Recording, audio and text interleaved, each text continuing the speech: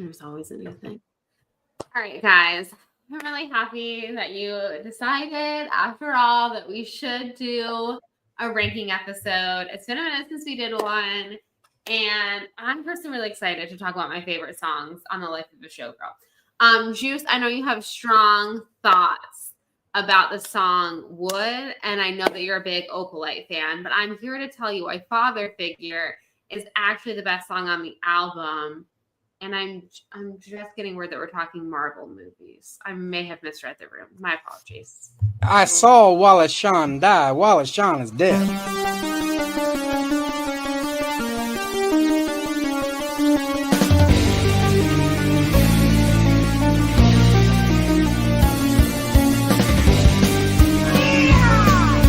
2 minutes for roping. I like that. You're a jabroni.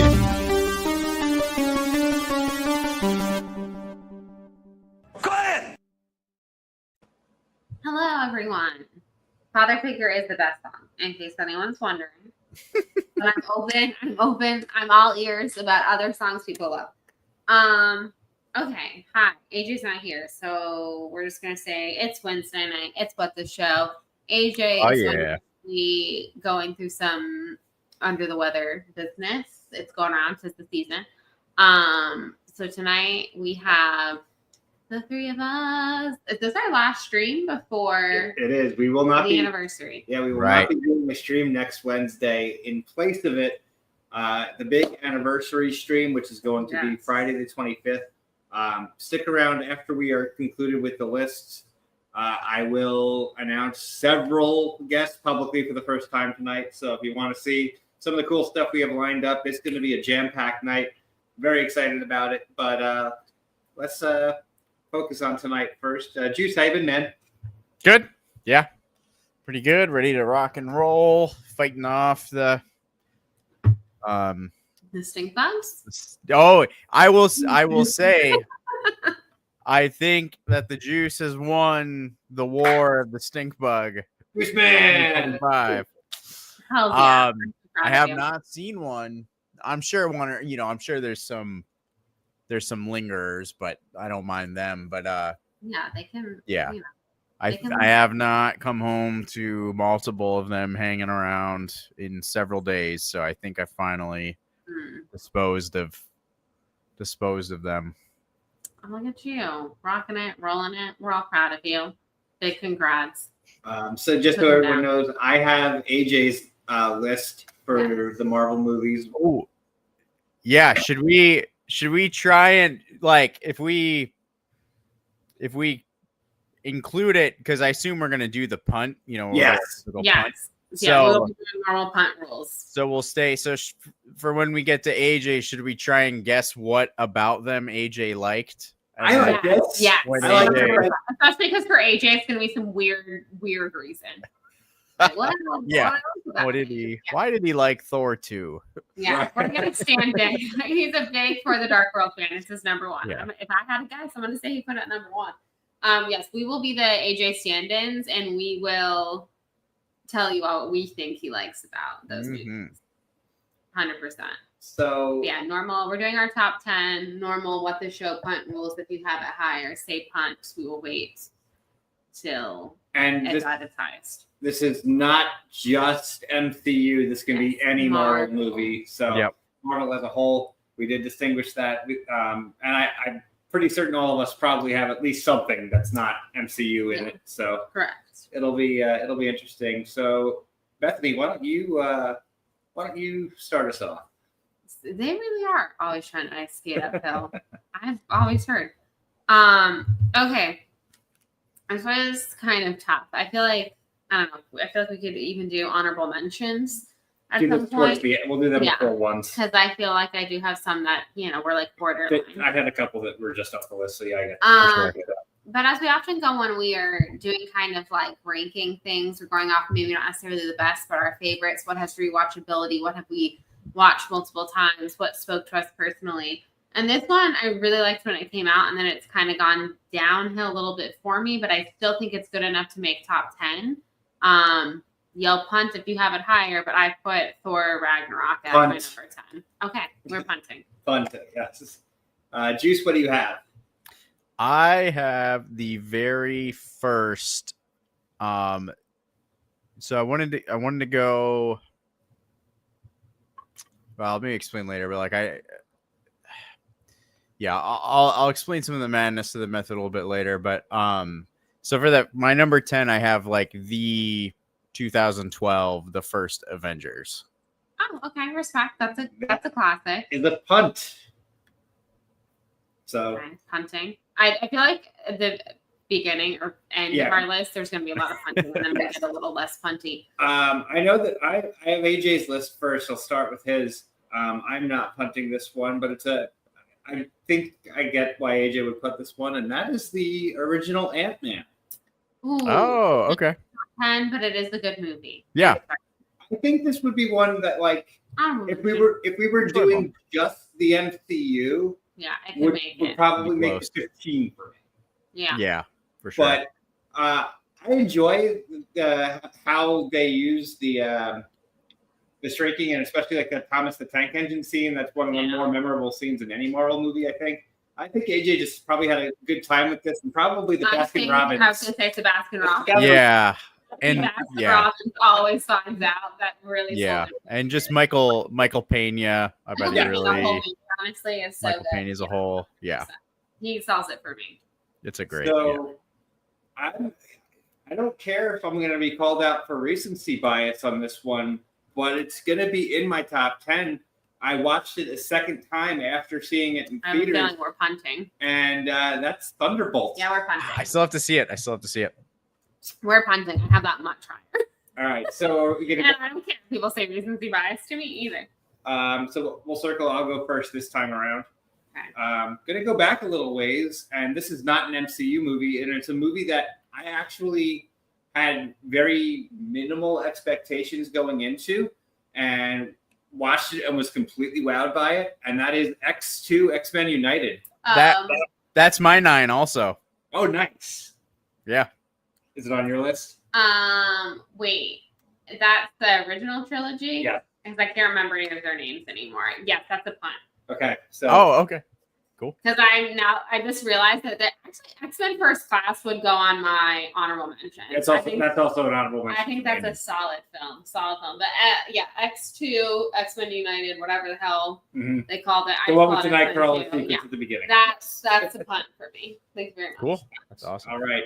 So AJ has Doctor Strange at number 9. That I totally understand why AJ likes. Does anyone have a higher? It's not on my top 10. Not on my list. Not remotely be on my top 10. # no offense, AJ. But I feel like AJ's into that kind of stuff. I think Tilda Swinton probably is a big selling point for him in that movie. He loves the doctor doing a weird little thing. He loves what's so long. Wong. Wong's my favorite MCU character. Yeah. I could see him loving Wong.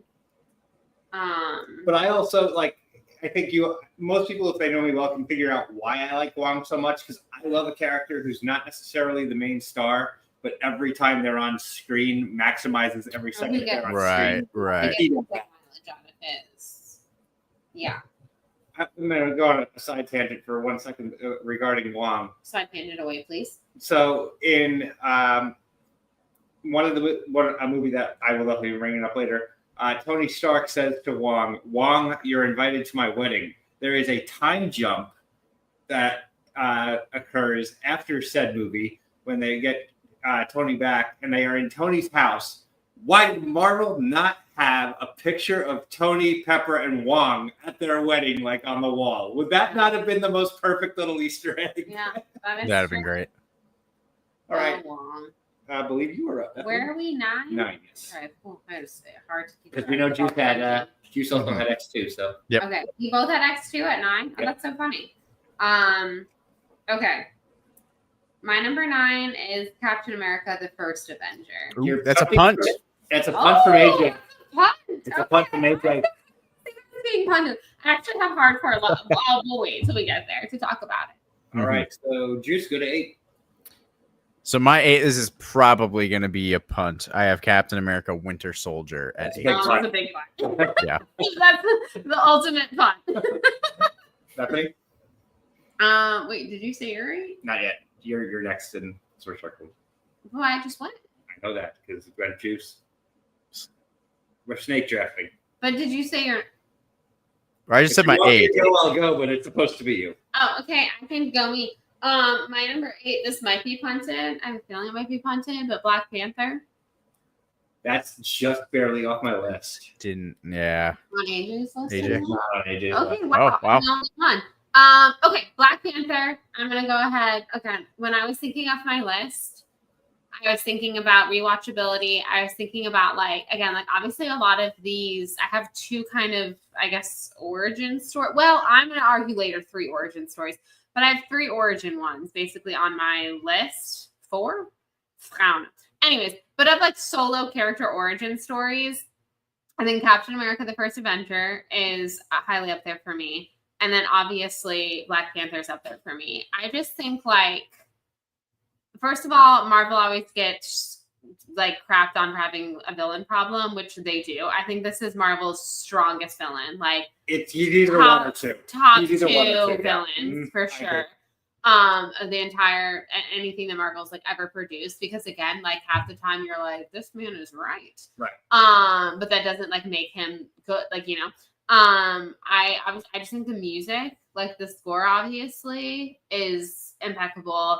I think it's one of those things that, again, obviously in retrospect, knowing it makes me so sad that we won't get more of Chadwick playing the character, and to really get to see him fully shine in this. And I just honestly, the thing that makes Black Panther for me is all the side characters. Obviously, I think that the actual T'Challa is a very interesting character, but I think Shuri is so good. Mm-hmm. I think Okoye is so good. M'Baku has so much good comedy, great little comedy, and Shuri too. And that's that kind of obviously everything bums me out about what happened with Black Panther, but Shuri obviously had to take on such a more serious role in Wakanda Forever. And Wakanda Forever is a really great movie, and it's exactly, I think, what needed to come considering the circumstances.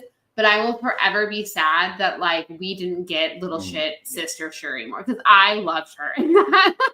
I loved her getting to do that and just poke fun at her brother and be a genius, but also still just be a teenage girl. And obviously she had to grow up really quick in the sequel. But anyways, I think it's just, as far as origin stories go, and the MCU, obviously not a lot of people are going to point to Iron Man because it's kicked off everything, blah, blah. But I just think that Black Panther is, for me, a very, very, very strong entry as far as origin stories go. And again, I think one of the best villains that the MCU has ever produced. I'll give thoughts on it too. Again, this is another one. If we were doing just MCU and going to 15, it would be in there for me, I think. Mm-hmm. I think it would be just outside of my top 10. Almost pretty much everything you said is how I felt about the movie. I felt that this one, compared to some of the other ones, had a way more heart, especially with the tradition. They create, not create, but they showed the traditions of how the Black Panther is. And also just Wakanda is so dope. Yes, what great world building. Yeah. Excellent world building in this movie. Mm-hmm. Yeah, excellent movie. Still to this day, the only one that's been nominated for Best Picture. So. Yeah. So, crazy talented. AJ's number 8. Do tell. You know that AJ's going to throw something in there that we're going to be what? And I'm struggling to think of what exactly made AJ put this movie on his list. It's Iron Man 3. Not on my list. And it beat out 2 other movies, in his opinion, is the really crazy part about all of this. What do we think AJ likes? It's probably because it's so bad it's good. Because that's the kind of movie that AJ likes. You know what I mean? He's probably going to tell me that it's a brilliant piece of cinema. Yeah, or it's a Space Jam 2 type thing. Yes. There's some undertone of. I don't even know. Yeah. I'm dying to know. I have barely.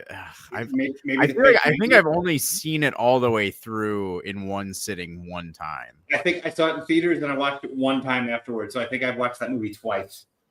Yeah. I'm gonna confess something. I've never watched the whole movie, and I think I'm probably better off for it. To be honest, no, I've never. I couldn't make it. I'm not the biggest, and I know again this is like sacrilegious in the Marvel universe. I'm not the biggest Iron Man fan to begin with, but at least the first movie is like a solid movie. The second movie is not great, but it has moments. The second movie creates a lot of the lore that leads to Avengers. Right. So it has a purpose. But the third movie for me, I was like, none of this is enjoyable. I don't really like Tony Stark. I don't like anything that's happening here. It's a no for me. Yeah. But I appreciate AJ's love for it. I won't be shocked if my number 8 is getting punted. This actually is my highest non-MCU movie, and it's Spider-Man 2, Sam Raimi. That's a punt. Okay. Punt. That's a punt. I had a feeling that would happen, so it goes right back to me. So I'm going to do my number 7. So at 7, I have. Hold on, I have my list. We were just kind of mentioning it. The original, I Am Iron Man. Oh, yeah. I don't have it on my list, but yeah, I mean it's how do you I get it. Like I get we're not here we're not here without that movie. The story of how he has to come back and basically take on his own corporation is pretty fantastic. And Robert Downey Jr. is just chewing scenery. And this was the start of the Robert Downey Jr. Renaissance. Yep. And it has I said Wong is my favorite MCU character. My second favorite MCU character is featured in this movie, and that is the fire extinguisher. So the fire extinguisher is delightful because it pisses him off so much. And angry, frustrated Stark is such a fun character. So I will say, I think that, and obviously this has been something that Iron Man has gotten a lot of credit for, but I think it really set the tone. Obviously, everyone talks about like the ending of the movie and him coming out and being like, I am Iron Man. And I love a secret identity superhero. I do. But I also love that it was just like right there in the first movie. Everyone's gonna effing know, and we're moving forward. Yep. And like that really set the tone for like the MCU. And like obviously, like everyone knows who the Avengers are. Like everyone knows all these people. And I just think that was kind of an interesting thing because every superhero that we kind of like had up until then, it was very much like secret identity, whatever. So it's kind of like, F that. And I do think I respect them for that. So AJ's 7, not on my list, but of the more modern era, like I don't even know what's, where it falls in the timeline off the top of my head, but he has Shang-Chi at number 7. That would be in my honorable mentions. I think that as far as origin stories go, it's pretty solid. Like it has some moments. Yeah. It's Shang-Chi. Absolutely crazy. Not bad. It's definitely not a bad movie by all. I think out of all of the ones, like that was the most like, okay, this movie was good. It needed a stronger edit. Yeah, it ran a little long, but honestly, like it's a quality movie. It just needed to be like 20 minutes shorter. Yeah, nothing about that movie made me angry. It's solid all the way through. Had some pretty bad CGI at the end. Yeah. Aside from that, I think that is like if you're talking about the line where we're talking, is it good or is it bad? That might be the line for me. Mm-hmm. Yeah. Yeah. It's like solidly and like, again, it wouldn't make my top 10 by any means, but I'd put it in the positive. Like there are certain MC movies that I walked out of, i.e. Iron Man 3 or like The Eternals, which again, there's like bright spots in that movie, but like overall a no for me. Or other kind of, even like the most recent Fantastic Four, I was not really that hot on that movie. Like I'd put Shang-Chi over that, probably, to be honest. And I didn't even hate Fantastic Four, but I didn't walk out being like, I can't wait to see that movie again. I think that the Fantastic Four, while we're talking about it, like for me, was more okay. We have the characters established; they got them to the point where they're going to be able to do something bigger. So it's a very much like an Iron Man 2 situation, where this movie is not going to be as much of a standalone as it is the jump start to what's going to happen. I just feel like you had, this is not just turned into me ranting about Fantastic Four briefly. You had so much potential. Like the soundtrack is phenomenal. The visuals, like the mod theming, the aesthetic of the movie, the cinematography, fantastic. Knocked out of the park. You get the cast that you got, and I'm like, hells yeah, buckle up, let's go, baby. This is a great cast. And then I just feel like they were kind of underutilized. Like, I have seen Pedro Pascal act his ass off. And in this movie, he looked like he did not want to be there. And I don't know if they were like, you have to be like you have to be stoic. But like, I don't know what the direction was, but he looked like he didn't want to be there. I felt like him and Vanessa Kirby didn't have very good chemistry. They're supposed to be like the family, right? Like they're supposed to be a family. And I felt like every actor who I know can be so good in other things, like did not mesh well for some reason. I don't know. Without giving anything away, because I'm pretty certain you haven't seen it. I know, I definitely not. Just, I'll forget by the time there's really like there's just so much potential, and I just love, like I said, like the look of it, the score of it, all of that, and then it's like the story fell a little flat, and like the chemistry. I don't know who to blame that on. Because I know that these actors are really good actors and are great in other things, but I feel like in this movie they just, yeah, no, that's fair. So we're up to your number 7. Reading. Okay, mine. Well, last night I thought it was going to get punted or not get punted, but I do truly think this will probably get punted. But my number 7 is Avengers Endgame. It's not on my list. Not on my list. Someone's getting punted. I'm like, oh no, just me. Is it on AJ's list? No, it's not. Okay, well apparently it's just me. All right. So it's on my list. Can I explain first? Okay. So I know it's like kind of like the obvious whatever and stuff. And again, it's a longer movie, it's whatever. But I think like it's one of those movies. For me, it's a theatrical experience of it. Like going opening weekend, everyone's so hyped for it. Like the portal scene is iconic. But it is a culmination. Like when you we waited so long as MCU fans to kind of like have this big grand finale moment. Obviously it's not because we're carrying on. But for that era, like that set of characters, it's the grand finale. And I actually really think that it lived up to it. And that's really hard. Like the expectations for this movie were so high.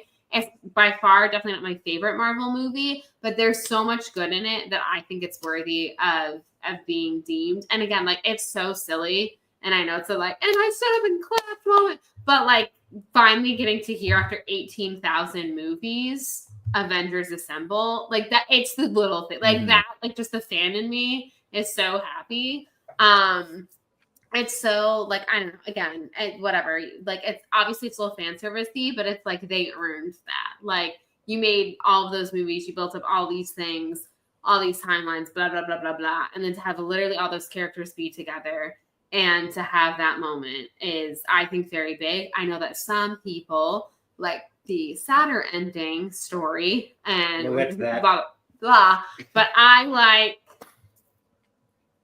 it. Okay, thank you. I think Endgame, by far, of any Marvel movie, has the most moments. Yeah. It's not even close. I think that after that, like, it's probably the original Avengers that has the most memorable, like, individual scenes. But if you're talking the top 10 moments in Marvel movies, Endgame's got at least 6 of them. And I think, for me, if Endgame was... Believe it or not, I think if Endgame was cut into 2 movies and pretty much from the point that they returned and they had the gauntlet on, I think it's a top 10 movie. It's the only reason I don't have it. And this is another one. If it's just MCU, this is probably 10 or 11 for me. But with the, I did feel that the middle of the movie at times was a little dragging, and even at the beginning, and the last hour of the movie is phenomenal. I mean, it's and as you said, it's total fan service, but it's fan service done right. And like it's earned at that point. Like you're allowed to like when have your stand-up clap moments because you built a whole freaking universe over 20 films or whatever. Just think about the one little moment in Age of Ultron where Cap slightly moves Mjolnir and Thor looks concerned, and then they wait all the way till that movie to pay it off. Yeah. And it comes to him and he, looks at Thanos and Thor just yells, "I knew it." Things like that are perfect fans. It's a perfect use of fan service right there. The portal scene, they've actually played Juice, you were late, but it did. Yeah, you didn't get to hear that. Before our wedding. It was in the pre-ceremony song lineup. Larry's fault. Yeah, I should make a list for the fact that it was in part of the happiest day of our lives. Okay. But overall, like I said, if we were doing just MCU, that might have been 10 for me. It's just I like X-Men 2 and Spider-Man 2 a little bit more than that. Yeah, and I'll talk about Endgame and then segue into my 7. Because of so the way I wanted to make my list was what movies have I actually watched a lot of over the course of my life. I like that metric. I still have only rewatchability is major. Not that Endgame isn't rewatchable. I just haven't really rewatched it much, so I've still only seen it. You got to put years and one other time and whatever. And granted, I haven't rewatched a lot of Marvel movies in the last few years. So so for like, and I know that they're amazing. Like movies like that are amazing, and we're very happy that they pulled them off the way they did. But movies like my number 7 that you wouldn't expect to get pulled off. And while there are, there's probably one sequel of this movie that is definitely a lot better, of course, but still the original, first Thor. The first Thor is actually really solid. I agree. That's a movie that I think has aged on me better over time. It's another one that, like, when I first saw it, I was like, okay, that was good, and then like it actually. Can I be honest?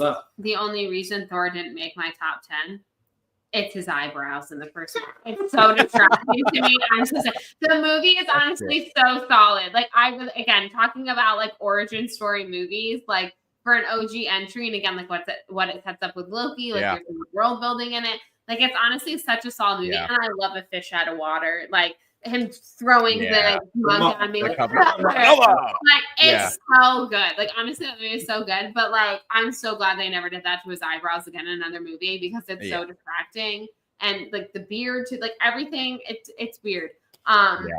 Thankfully they figured that out, but like that doesn't take away from the performance. Like they're really good. It's the eyebrows for me, Also, the official introduction of Hawkeye.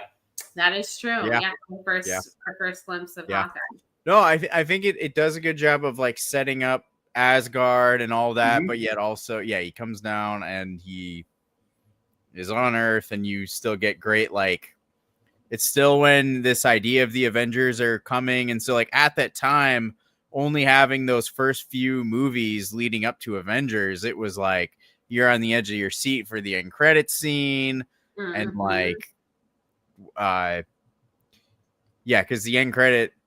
Or no, there's an end credit scene from from Iron Man 2 leading up to Thor. Yes, like in that moment, like the hammer, those few years leading up just to the first Avengers was so unlike anything we had ever seen before with superhero movies. So, and I thought Thor up until that point was the best of the MCU. And truly, it's a solid entry. You get to circle right back around to your 6. And then it's a good thing. So my number 6, this movie doesn't get a lot of love. Gets made fun of a lot. And I acknowledge all of the reasons why it is silly in so many ways, but I will never not tear up in Spider-Man 3 when he gets off of the black suit and comes back as Spider-Man, fights Sandman and Venom. It's ridiculous and it's silly, but Tobey Maguire is my Spider-Man, and that moment alone gets it on my top. You want to talk rewatchability? I will watch Dancing Spider-Man. Dancing Spider-Man, emo Peter Parker is literally everything. This is the problem. Gen Z doesn't know what it's like to have fun and be cringy. As a millennial, I can respect that movie. I respect that scene. Spider-Man 3 is of any Marvel movie that exists the most what the show movie there is. Let me tell you, it is doing the most. Like Spider-Man 3 was like, we are going to throw everything at the wall and see what sticks. And let's be honest, a lot of it didn't. On the whole rewriting of Uncle Ben's death, it may not have panned out, but overall, it has its moment. No, it's a mess. What a mess this is. No, Spider-Man 3, truly, of any Marvel movie is probably the most what the show Marvel movie. There's nothing else even close. It's just, what the show That's a solid number 6. The new Harry Osborn Goblin comes in. They're fighting over Mary Jane, like feuding, like strawberries. Yeah. It's like the angst, especially for me at the age I was when that movie came out. Like it is the teenage angst movie. That's so good. Venom, Venom. Yeah. Topher Grace. That was a choice. Oh, wow. From the iconic classic piece of cinema, Spider-Man 3. Man, so good. Okay, who's at 6? You are it. I am. It's me. It's me. Hi. Okay, mine. We can finally talk about recency bias. I don't think everyone has Thunderbolt higher.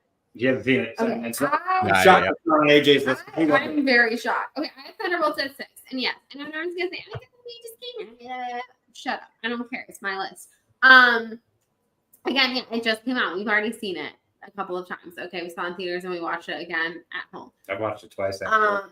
But anyways, I think that's just okay. Here's my thing. So Marvel tried to kind of do like a female-led superhero movie, okay? And hold on. Yeah. Okay. I get. I'm I'm on page now. Oh, okay. Right. So they basically Captain Marvel. I'm not gonna say that it's a perfectly fine movie. It's not great. It's not terrible. I liked it for what it was. The Marvels, I actually think was pretty fun too. Black Widow, again, maybe if it would have come out a few years earlier. But I kind of think with Thunderbolts, in a way, we finally got like a female-led Marvel movie. Like I know it's technically ensemble, but like I would say that this is Yelena's movie, and I think that she's absolutely iconic in it. So for like that alone, but I just think honestly, like this movie, and especially like the time that it came out, just like really hit for me. Like how much it's about mental health, how much again talking about like a good villain.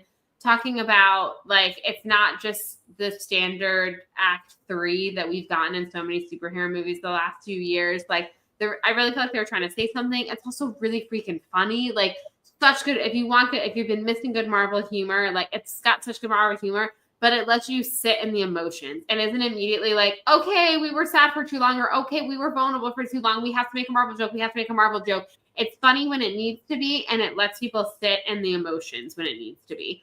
And I just think that it is just very delightful, and I love it. And I love David Harbour in it. That's what it's about. David Harbour as Red Guardian. Yes, he is so good, and just the whole, fantastic. just everything is so good. And again, I love that it's kind of like yes, these underdog side characters, like half of them you probably forgot about from other movies, and they get to come to this, or again, like a show, in like Walker's case. But anyways, that they all get to like come together and like we have like a star turn in this movie is great.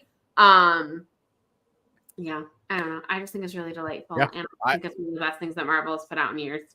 I'm very excited to see it. I'm sure it'll make a different top 10 list that we'll be doing when I do see it. It's the only superhero movie I think that will make mine this year. Yeah, I would say of the summer box office superhero movies, it was I mean, by far my favorite personally. So very solid. Very solid. AJ's number 6. I don't think it's going to come as a huge surprise. It's not on my list. It's another one that's probably an honorable mention. It's Guardians of the Galaxy Part 3. Yes, that would be an honorable. It almost made my list. I actually even like Part 2 a lot, which I know people like hate on. I think Part 2 is, I think honestly, of trilogies in the MCU, Guardians of the Galaxy might be one of the strongest. Part 3 is quite sad, which is the only reason why it didn't make it on. But I did really like it. Why did he I think I remember him. I think Rocket's story really resonated with him. Yeah. It is really sad. Yeah. Well, Part 3, the Rocket stuff is really sad, but really good. My one thing, spoilers for Guardians of the Galaxy Part 3. It's been out for 3 years, but in case anyone out there hasn't seen it, I just think, okay, I know this is so dumb, guys, but like, this is my problem about when you get me attached to a group of characters. I kind of hate that they all split up. And I know that like they kind of have to because certain actors are still contracted and are still going to be moving on and doing things, and other actors like want to move on from the project and whatever. But like, don't make me fall in love with these characters and fall in love with their dynamics, and then in the third movie be like, and then none of them hang out anymore. That's not exactly what was said, but that's kind of what was said. And I left that movie like legitimately feeling so sad about that. And I know that they're fictional characters and that they exist in the comic book still as friends and whatever. But I was like, you made me fall in love with this ragtag group of misfits just to then like we'll get to that. Tear them apart. So that it hurt my heart a little bit, but I still think it's a really solid entry. So you're not figuring out any hot takes. Me too. Oh, yes. We're done. Okay.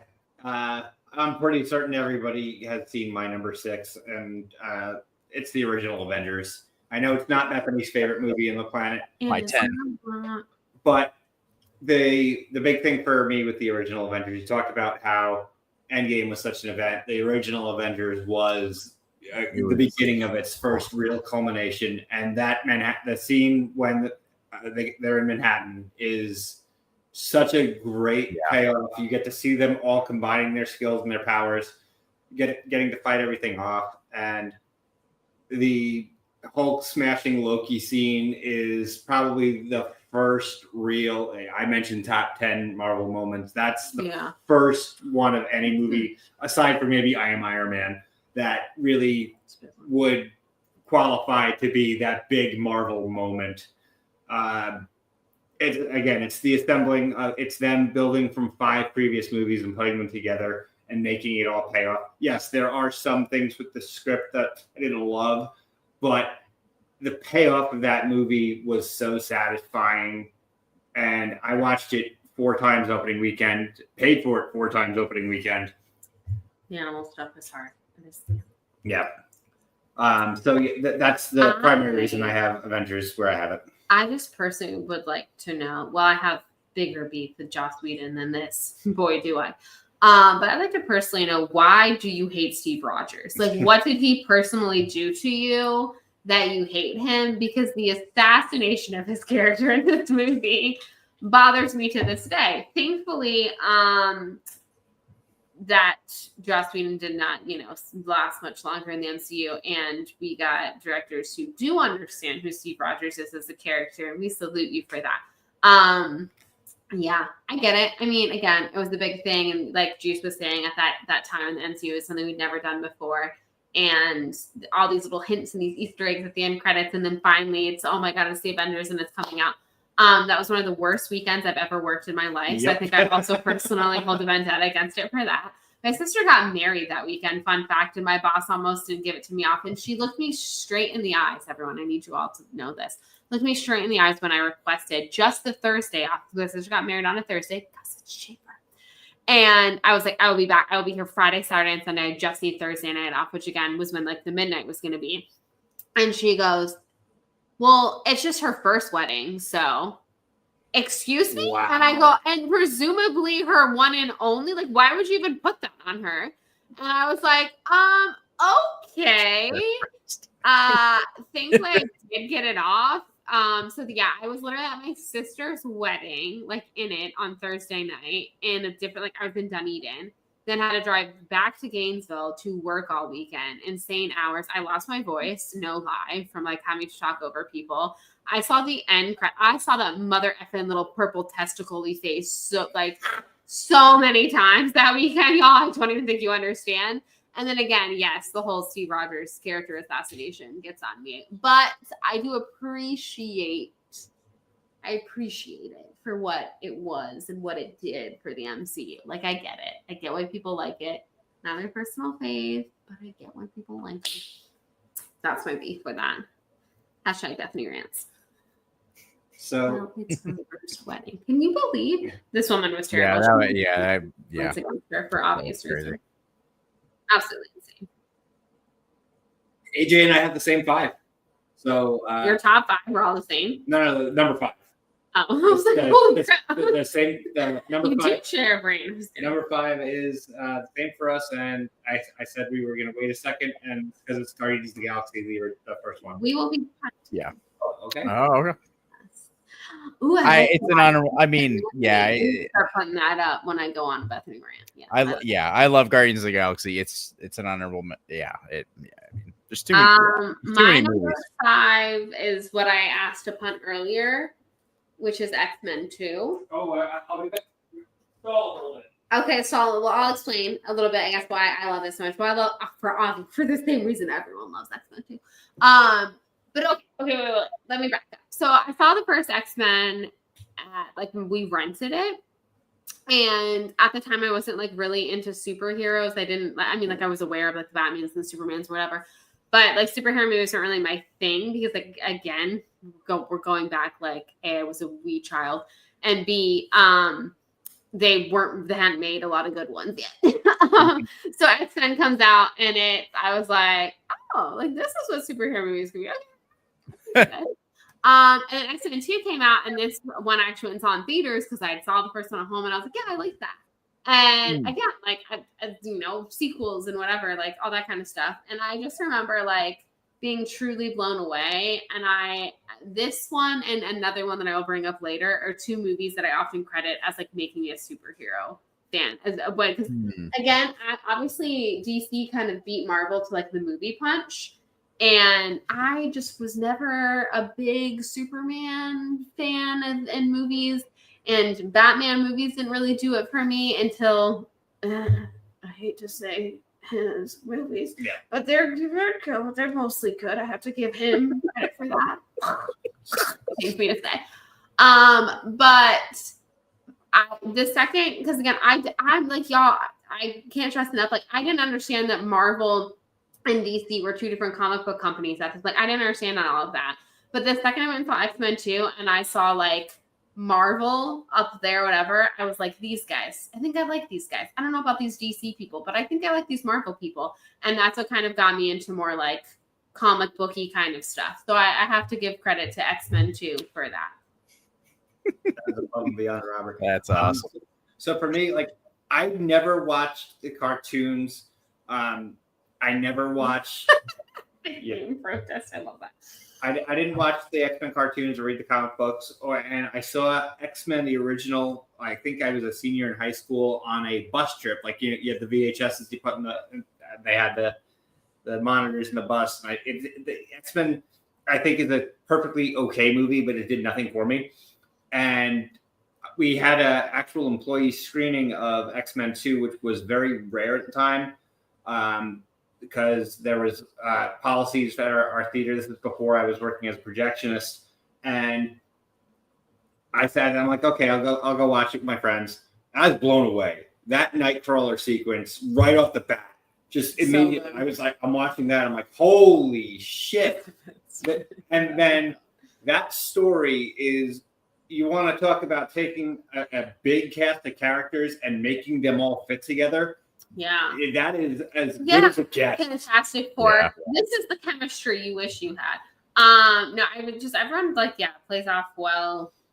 Just and you still feel like you know every character's motivations, even though it is such a big cast. Like the Magneto getting out, escaping his cell is one of the coolest scenes.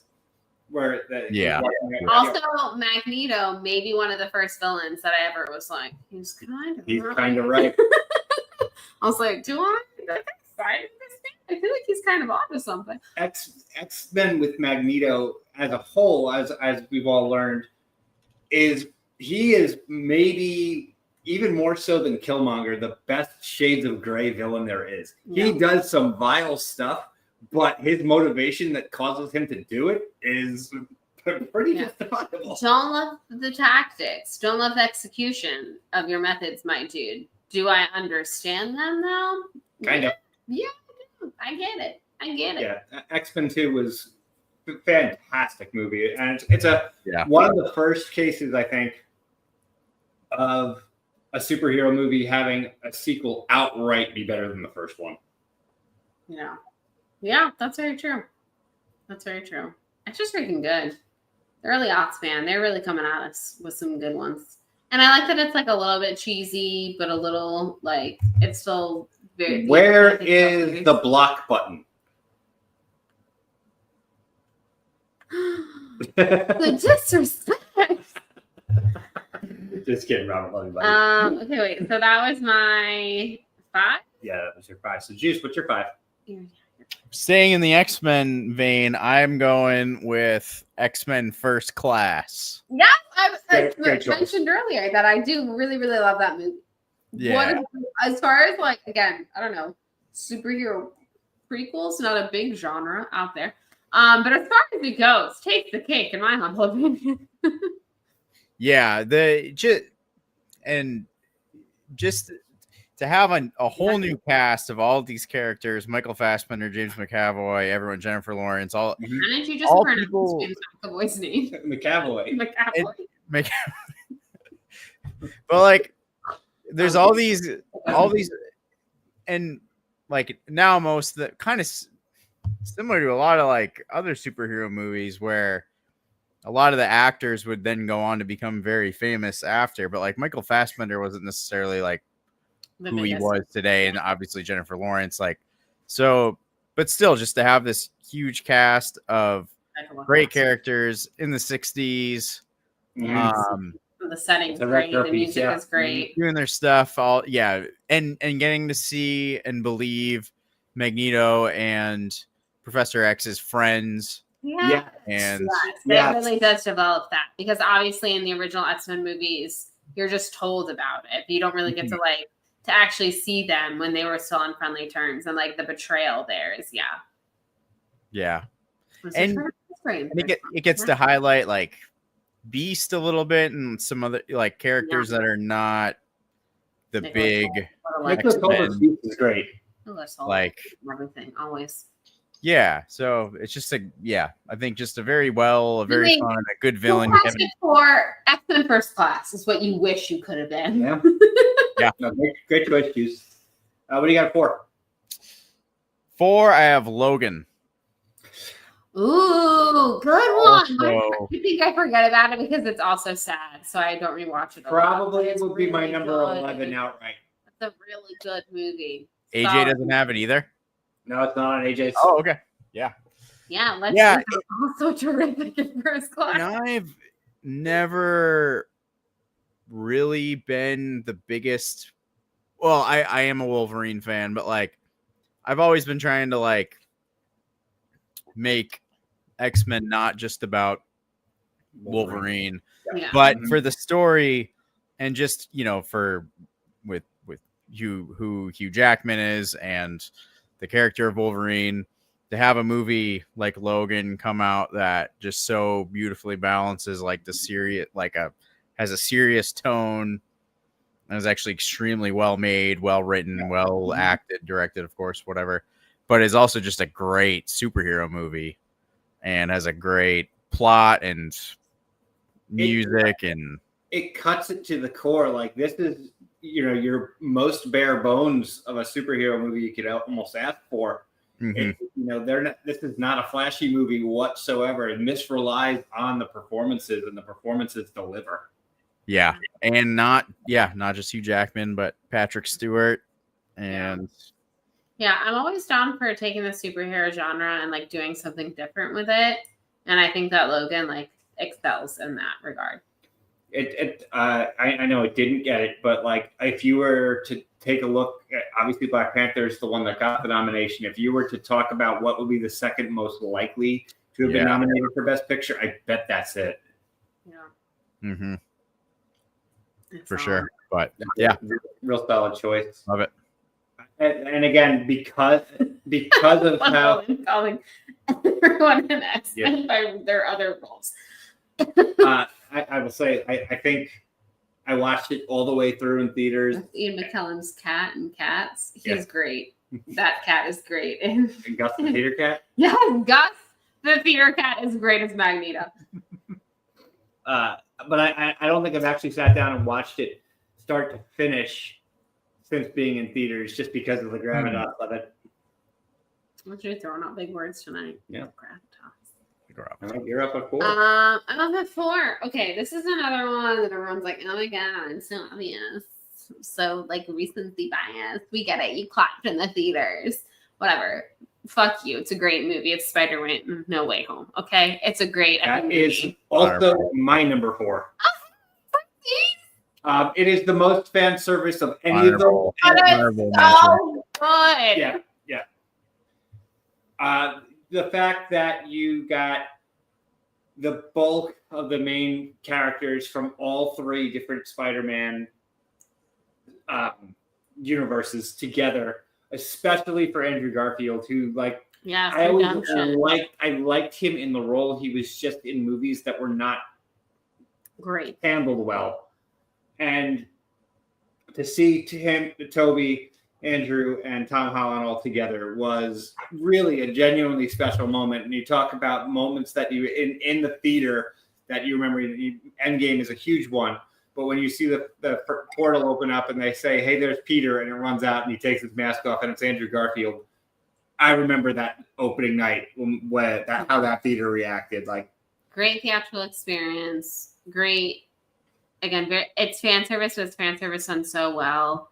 Again, there's a lot of characters that you're balancing, but everyone gets obviously our main Peter Parker is our main story, and his story is still done really well justice. But the fact that you get to spend some time with Toby and Andrews again and get, some kind of closure and redemption on their stories is absolutely fantastic. Yeah. And I just think, I remember when I got out of that movie, I would not shut up about this because a couple of my girlfriends, we came, obviously it was around the holidays, so they came to visit and they hadn't seen it yet. And I was like, I really need you to go see this movie. I really need you to go see this movie. It's so good. And you have to go see it in theaters. It's the theatrical experience that is definitely a part of it. But what I was trying to explain to them, what I think is so genius about this Spider-Man, the MCU Spider-Man trilogy, is that we jumped into the Spider-Man trilogy being we're not getting the origin story again. We already know who this Spider-Man is, and he's developed, and Uncle Ben's dead already. Uncle Ben's dead already, yeah. And Tony Stark's already given him a suit. We don't have to watch him struggle. And some people had obviously qualms with that because Spider-Man is supposed to be your friendly neighborhood Spider-Man. He's supposed to be the bro kid, I think that's about to happen. And so the fact that this entire time we thought we knew who he was, effing no. They just took a trilogy to tell us his origin story. The entire trilogy is his origin story. And in the third movie, at the end of the third movie, which is so freaking sad, but so good, when he goes in and he just lets his friends he's going in to kind of try to see if he can get them to remember him. And then he's no, they're better off this way. I'm just going to go. And he goes into his lonely little broke ass apartment. And I'm Spider-Man, he's sad. And Spider-Man, he's sad and he's broke, but he's still going to go out there and save the day because he's a good person. And we were so dumb. We were so dumb. We thought we knew who this character was, but they were just slowly building over 3 movies his origin story, and now he is Spider-Man. Like, I think that's so brilliant. They tricked us all. I got two quick things to say about it before we move on. The first is it gave the closest glimpse that we've had so far to actual Sinister Six. You know, that it brought back, and obviously to varying degrees did the characters get to flex their wings. Obviously, Doc Ock and Green Goblin definitely, I think, got the most to work with. But at the same time, it was nice to see Jamie Foxx, who again was not super well received as Electro, come in and actually get to kind of redeem himself well. Yeah. And all of these people, and that's what makes me like sad sometimes when like, and I understand like whatever, they're rich celebrities, but like all these people that go into making these movies are giving it their all and they want to make a good movie. And then unfortunately, The Amazing Spider-Man 2 movies were not great. But Andrew Garfield is the lifelong Spider-Man fan. Jamie Foxx, big Spider-Man fan. Such a big, like, the two of them were so excited to make these movies, and then they were so not well received that I was so happy that they got to come back and be in one that everyone was like, oh, yeah. And the last thing I'm going to say, this is my number 4. Everything I have in the top 4, I consider an A+. Yeah. This could have been number 1 if there was one small thing added to this movie. It is the biggest thing that has been missing from this movie. Where was Rhino? Paul Giamatti. Yes! Paul Giamatti would have come out as Rhino. I literally would have stood up in a movie theater. It would be my number 1. Let alone not in my top 10. Okay. And just I only saw it in theaters. I haven't rewatched it. That's the only. Rewatch it. It's worth it. It's worth it. It is. No, of course it is, and it's in my honorable mentions. It didn't in my personal top 10 list. It doesn't deserve a place because I've only seen it once, but I loved it. I also obviously, would like to say as someone who's watched it at home a few times. The whole like everyone's like, oh, it's not the same. Like, oh, you can tell there's like this long lag because there's not, they saved room for the audience clapping. I never watched those scenes and be like, oh my god, this is lagging. Like I've never thought that. I'm like so in the moment. I went out of the theater like this is the greatest thing ever. Yeah. I don't rewatch. I don't. Exhilarated walking out. It's a me problem, not a movie problem. Yeah, exactly. So AJ's 4 and my 3 are the same. I don't know if either one of you has this higher. That's Thor Ragnarok. No, because that was my number 10. I chose the other Thor. Yeah, so for me, this one was where I think they perfected the tone of what a Thor movie could be. And they also, for the first time in a movie that was not labeled an Avengers movie, did the Hulk justice. Yeah, I like the Hulk a lot on this. This is equally as good of a Hulk movie as it is a Thor movie. It's really, really good. Yeah. AJ likes it because of Jeff Goldblum doing weird shit. I'm certain that's why AJ likes it. So little voice for AJ. Yes, little voice. Thor Ragnarok, I think, is probably comedy done right. And then, as Robert just said in the comments, the next movie, they went way too far. They went way too far, and that's probably bottom 3, maybe bottom 2 of the Marvel of the MCU. Is it still better than Thor: The Dark World? Right, it's weird.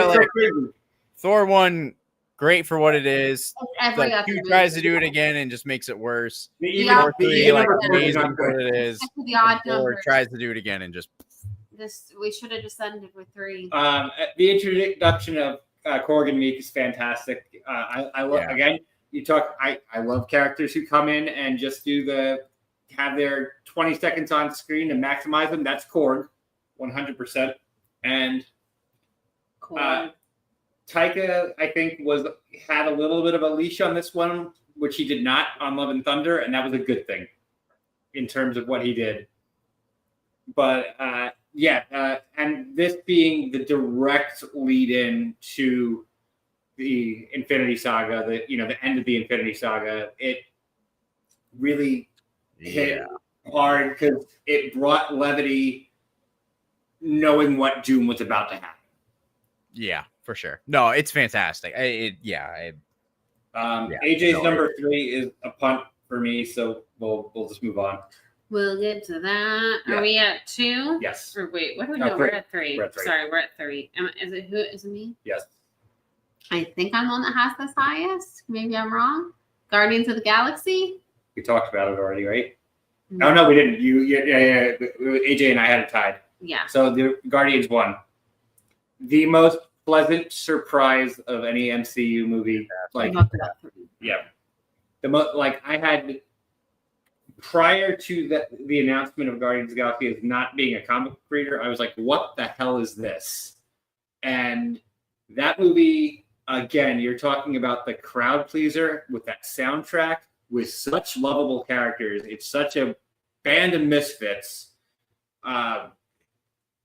We are Groot. We are Groot, and Groot as a whole, becoming kind of iconic by the end of that movie, and them completely setting the stage for Rocket to keep growing through the movies, and also for Drax to keep not growing.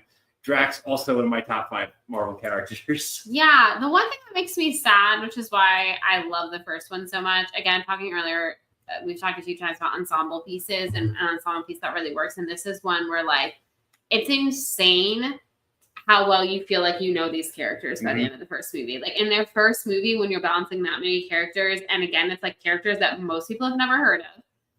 It's insane how good it is. Like, this movie has so much heart, so much humor, absurdity, and you're there crying over a freaking tree and a raccoon. Like, it's insane, but it's so good.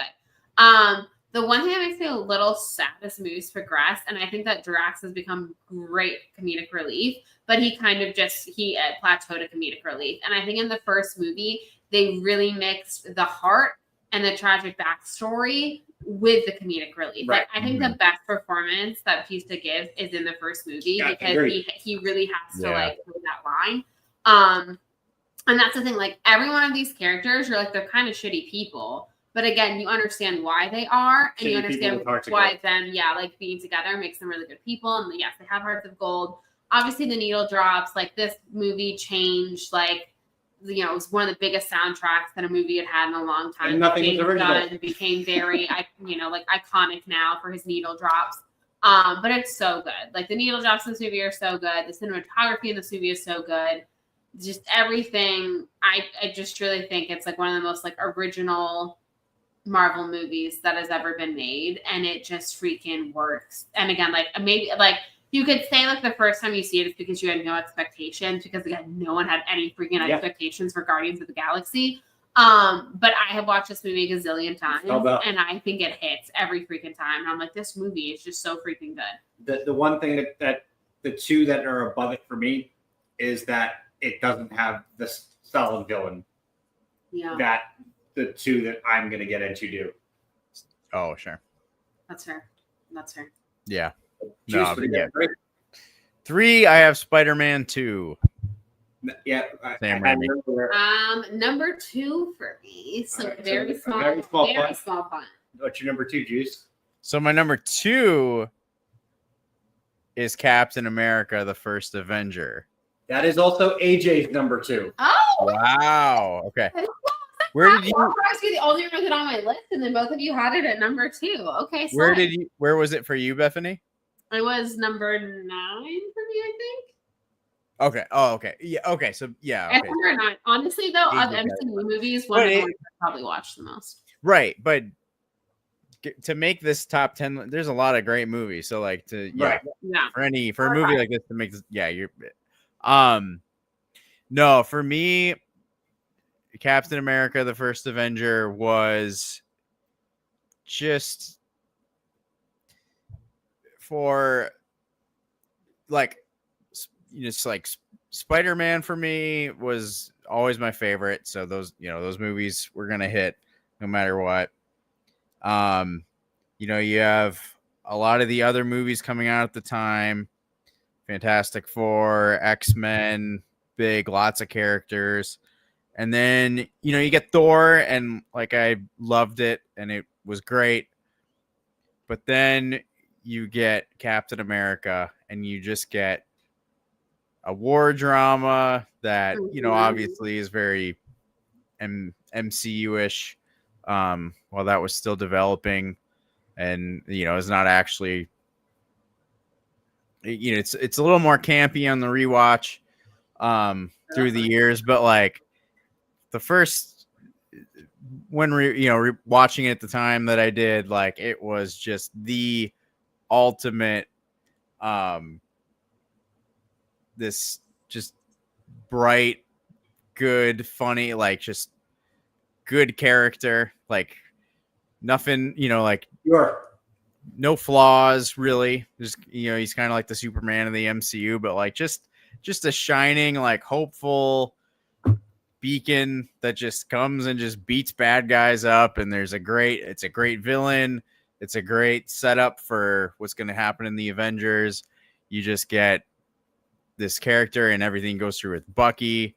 And so there, you know, there's great friendship, I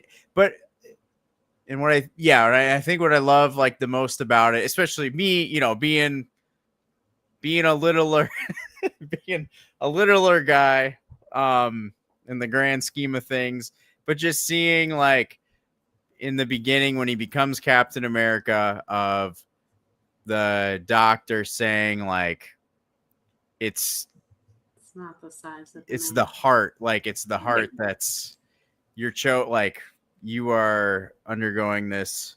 Yeah, you're not the biggest, strongest guy, but like, you've got the heart, and like, for that good, like the goodness within him to then grow when he becomes Captain America, and then to get that for the rest of the movies. But like, yeah, you mentioned the doctor. One of my favorite scenes in the MCU period is the night before his surgery, and he's pouring, and he's like, yeah, that's not for you. You have surgery tomorrow. They're both yeah. Yeah, Sammy Tucci. Again, speaking of like chewing scenery, I feel like the Chooch is going all out in this movie. So is Tommy Lee Jones, for that matter. Tommy Lee Jones, impeccable in this film, truly. No, it's so good. Obviously, I mean, Peggy Carter, absolutely. Listen, I'm World War II. Like, something set in the 40s, I live for that. You have Peggy, yes, you have like the introduction of like you're welcome.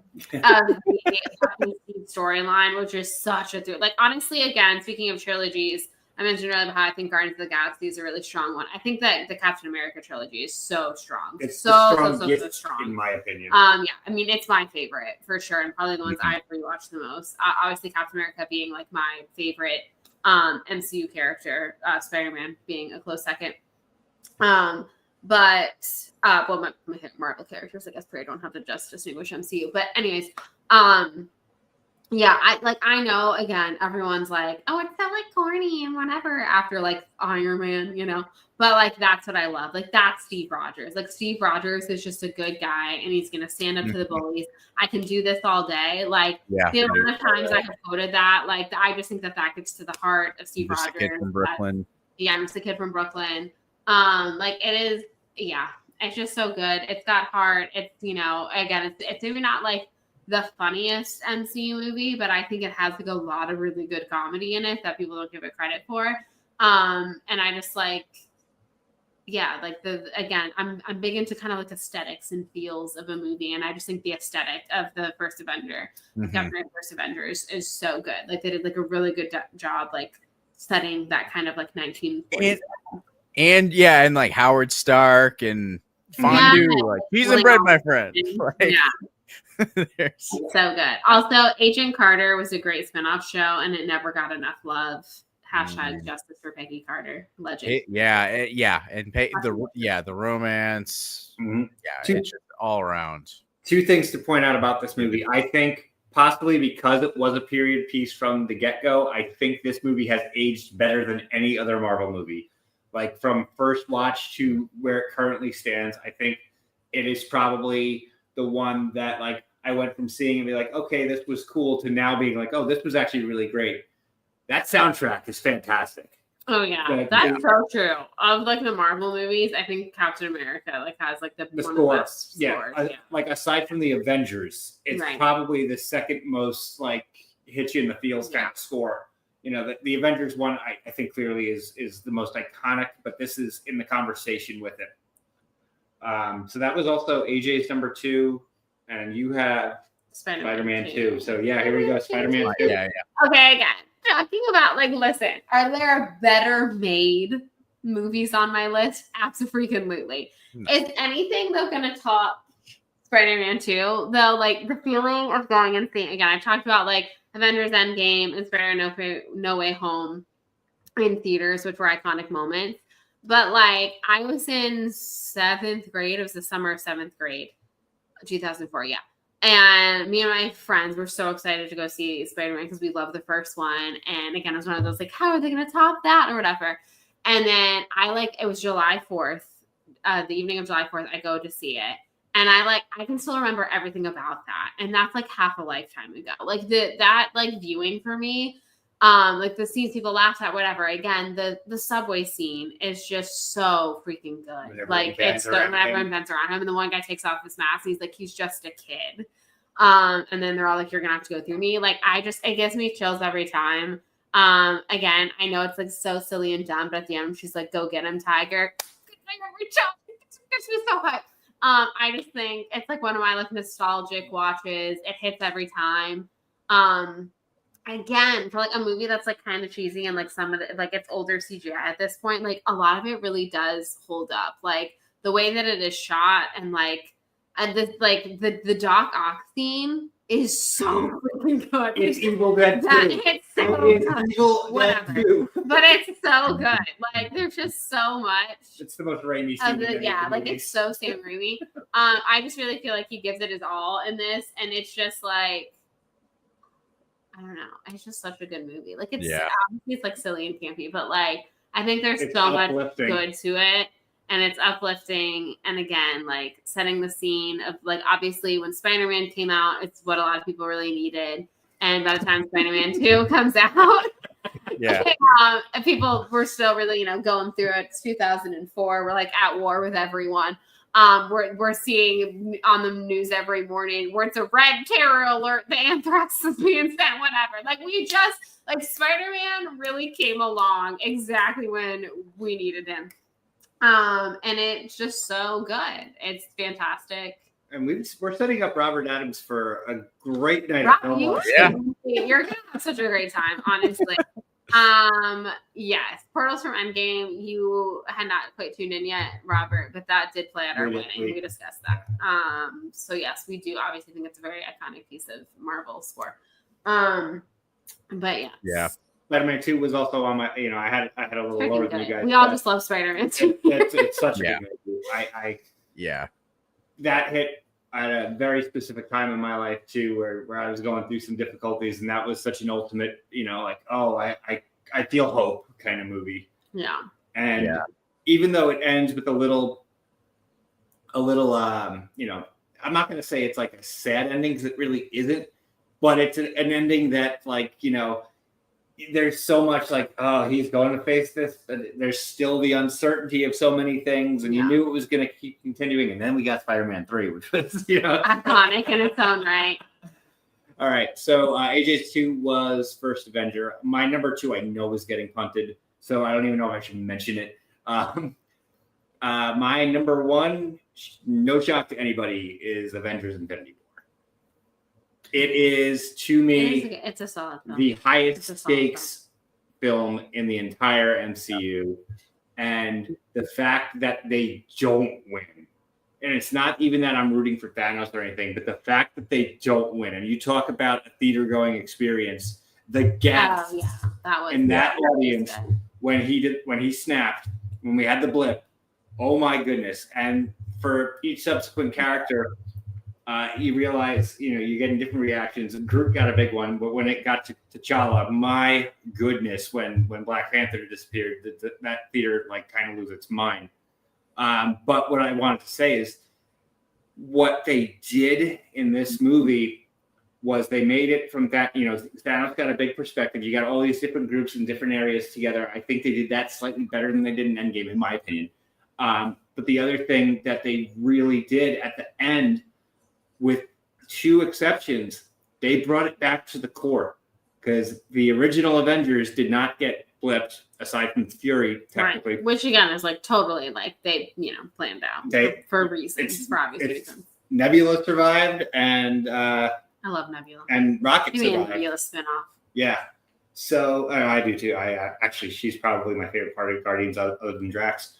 But again, it was the stakes, and it was like that movie. You're talking about a villain who, again, his idea is okay. In principle, he's got a good idea. In execution, it is diabolical. Not great. Yeah. Not a great execution. But Thanos, next to Killmonger and Loki, are the three most. I mean that I don't feel so good. Yeah. The scene is obviously it's pretty good. There's so many things that happen, and of course the Doctor Strange going through all the scenarios and telling Tony there's one, and there's so much to Infinity War that has layers that without Infinity War, Endgame doesn't work as well. I agree. Yeah. And for me, it hit harder for me than any other MCU movie. Yeah. Now it's time for a quick Ranthony. I know what this is about. Okay, I get the love for Infinity War. I really do. I do think it's a solid movie. Yes, I agree. It's like the Empire Strikes Back. Again, payoffs don't work unless you actually put your heroes at the lowest point. Mm-hmm. And we put the heroes at the lowest point, which is why when we come back in Endgame, it hits as good as it does, right? And I totally agree. And I think Infinity War is really good. I really do. My one problem, which is why I just never crack the top 10 for me, is the Gamora scene. It's the Gamora scene. It bothers me, and it will bother me till the day that I die. I'll be on my deathbed, and I'll be talking about it, and they'll be like, "You're still on about this?" But you can't tell me that someone who has abused someone for their entire life, looking at you, Thanos, actually loves them. You don't. You don't love someone if you treat them like that. And it bothers me to this day that one of the biggest franchises in like history of all time, basically said to their entire audience that is true love. Oh, I love that. I hate it. It bothers me so much, which is why this movie, again, I think it's a very good movie. I totally understand why everyone really likes it. But my hatred for that one scene just really gets me. It just really gets me. I'm not going to take away from anyone, though, who gets really good enjoyment out of it. I totally understand why people like it as much as they do. I do think that the movie has a lot going for it. But that whole that thing, it bothers me. Yeah. Thank you for ranting. I would in all reality, Infinity War is in my top 3. I just didn't put it on. You just did. Put other Juice. and but like, yeah, it's gonna forget something. Yeah, it's the best. I mean, it's the ultimate Avengers for me. The story. It's solid. For what is happening, what is going on, and yeah, I definitely need to rewatch all of these movies again for sure. So AJ got it. When you get to that true love scene, though, do we want to hit his true love? I want you to think of me, and I want you to be like, "You're right," and abuse your judgment. Yeah. Oh no. Yeah. Their whole life. Do we want to hit some honorable mentions before we finish? It was mine. Yeah. I So feel like most of mine have been. like they've been mentioned. I think if I had one more spot, it would have been First Avenger. I 100% think that. I love Captain America: Civil War. Yeah. Just want to throw that out there. X-Men: Days of Future Past was not mentioned whatsoever. I really did like that a lot. That's a good one. When it comes to MCU, I know we were already mentioned. I think Black Panther like just barely missing out on it. Guardians 3 would have. Guardians 3 is very solid. Would have just barely missed it. And I actually think the first Spider-Man as well is. Yeah. Oh my God, what a game changer of a film that is. So for sure. And AJ's number 1 also is going to be in my honorable mention, as well as its sequel, and that is Spider-Man Into the Spider-Verse. Oh, yeah. AJ did. I was like, okay, all Marvel, and I kept going over that, and then I forgot how good freaking Spider-Verse movies are. God, I'm so hyped for the third one. Yeah, no, those are The ending of that second one. Wow. Also, the score, like the first one, like the Prowler theme is Yep. great movies. Yeah. The Some of the animation best animation, style, yeah, so some of the best freaking animation, cool, yeah. so brilliant. Again, they're doing the multiverse right. I think that's one of the best depictions of the multiverse we've ever seen. Spider-Man's just so great, guys. Spider-Man is a great character. Spider-Man And I love might- him in all iterations. He might be the most appropriate for a theatrical experience superhero there is. He's great. We love him. Any honorable mentions for you, Juice? Yeah. So and again, this in all reality is in my top 10 list. I just wanted to not have it be in for the sake of putting other movies in it, like Spider-Man 3.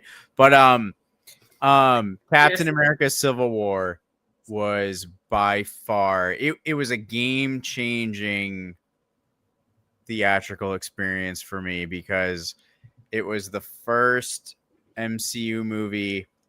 I was going to school in Chicago at the time, and so I was going from seeing, small town theaters, seeing these big movies, to opening night seeing Captain America: Civil War with a packed, huge theater, and just experiencing like the gasps and the awe. Like the second, like Spider-Man gets, the Spider-Man scene comes up, and it just says, Queens Yeah, or whatever, and I haven't even processed it yet. What a great needle drop! That's so good. Yeah, and just the theater.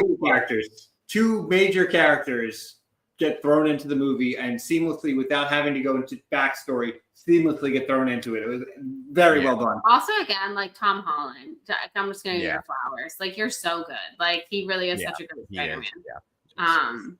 And it was like in that moment, like literally the first scene you're introduced to him, you're like, oh, this kid's got it. Like he's gonna do good. Yeah. So just that, and I just love, and obviously being the humongous Captain, like Captain America. I guess we're probably still yet to talk about a different one, but I have a feeling it's both of your number ones. I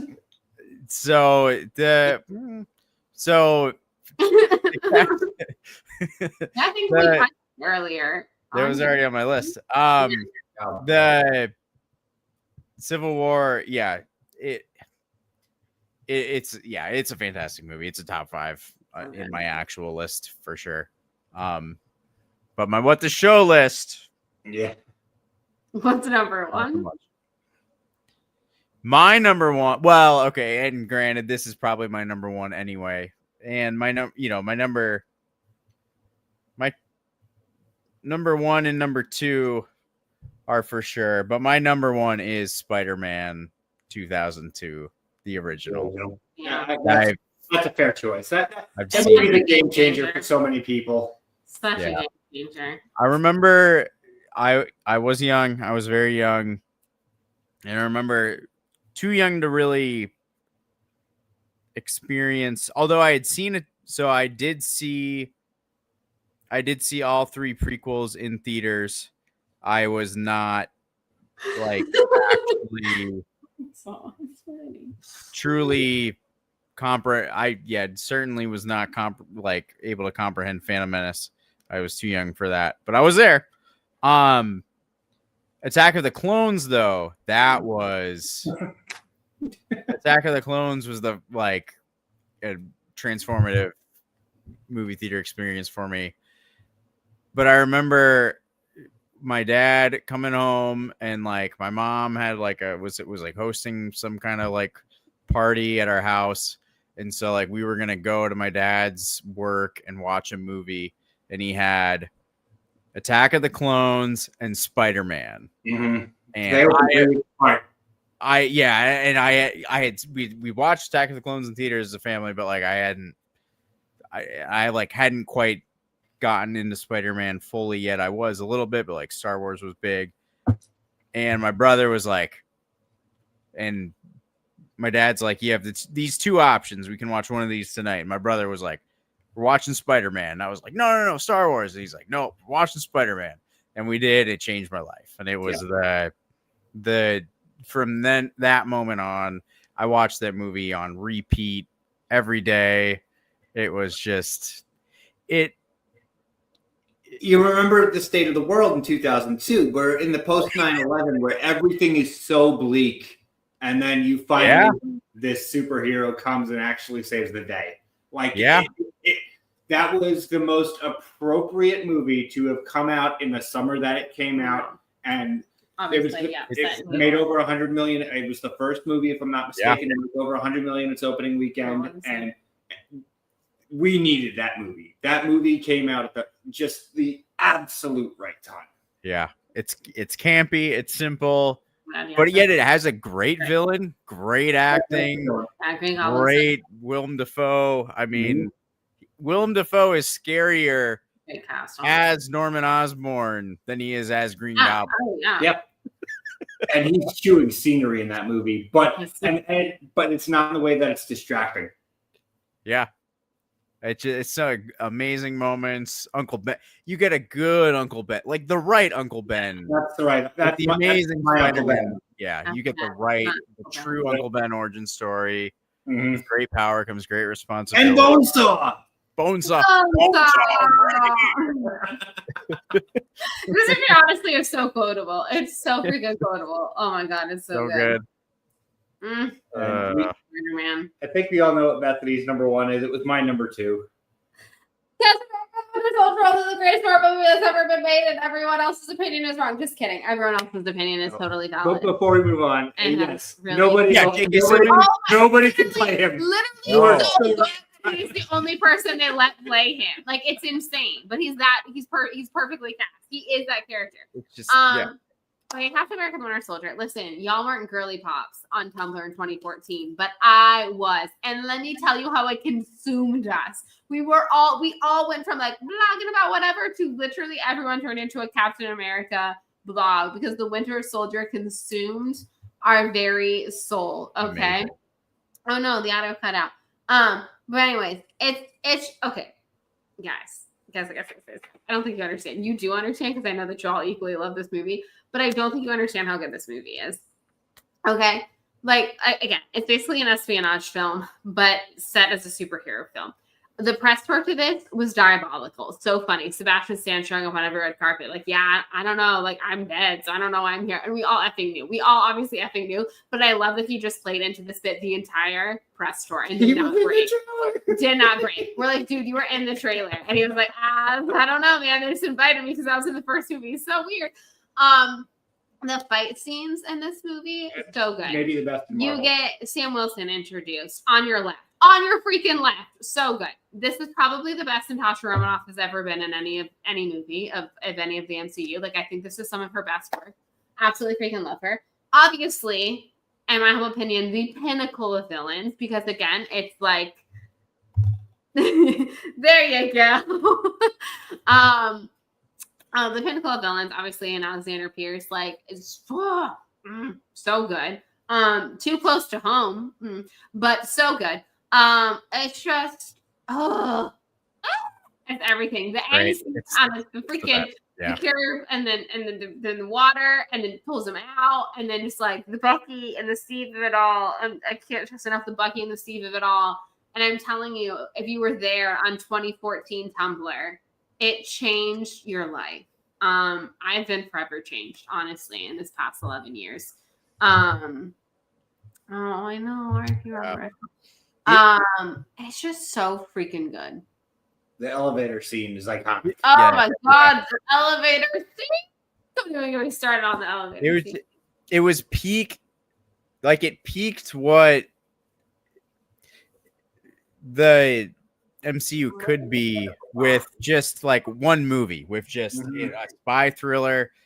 There's tension, there's great, there's characters. It's not just a huge ensemble of all these amazing characters, which it has the bombastic moments, but it's a very personal story. Yeah.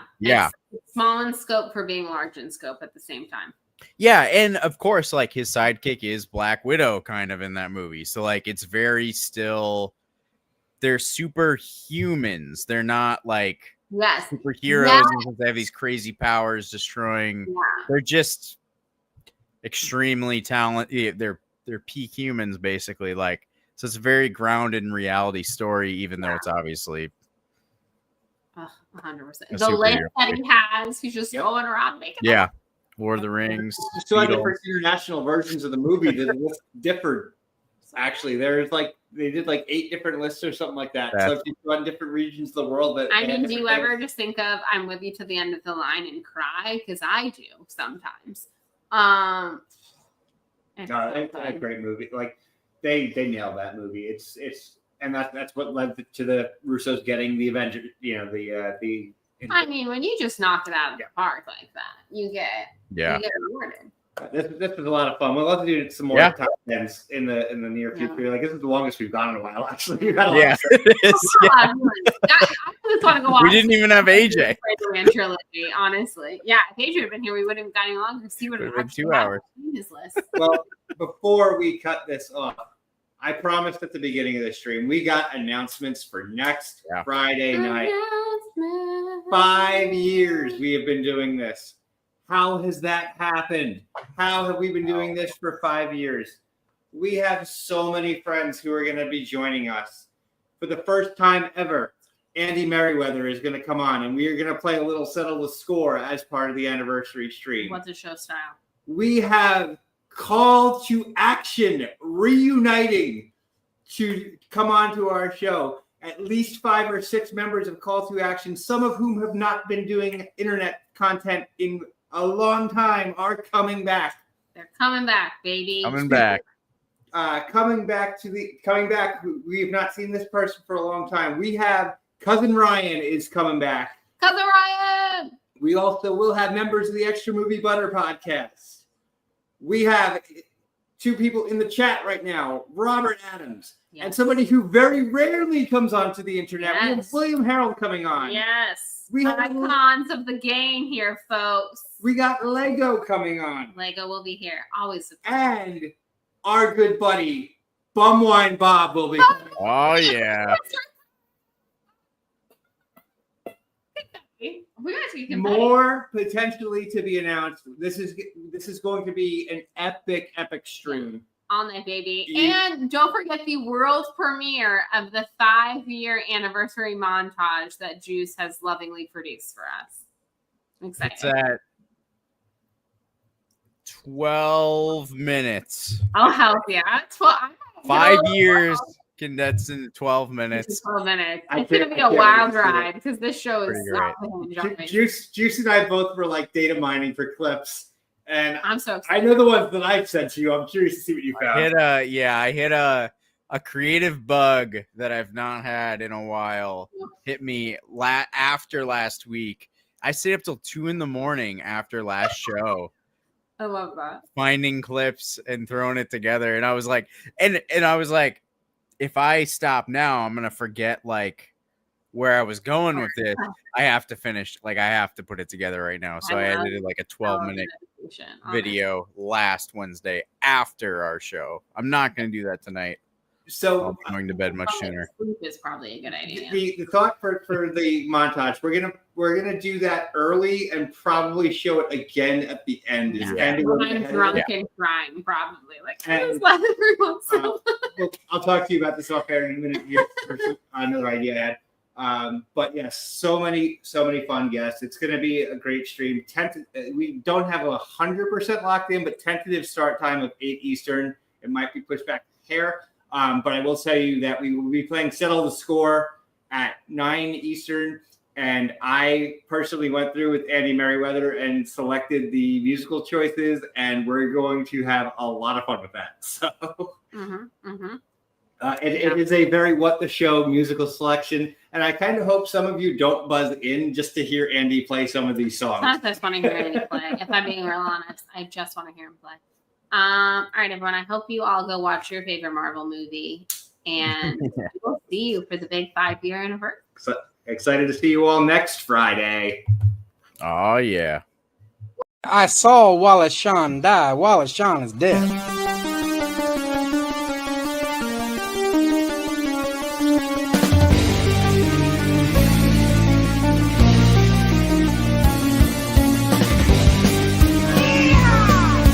It's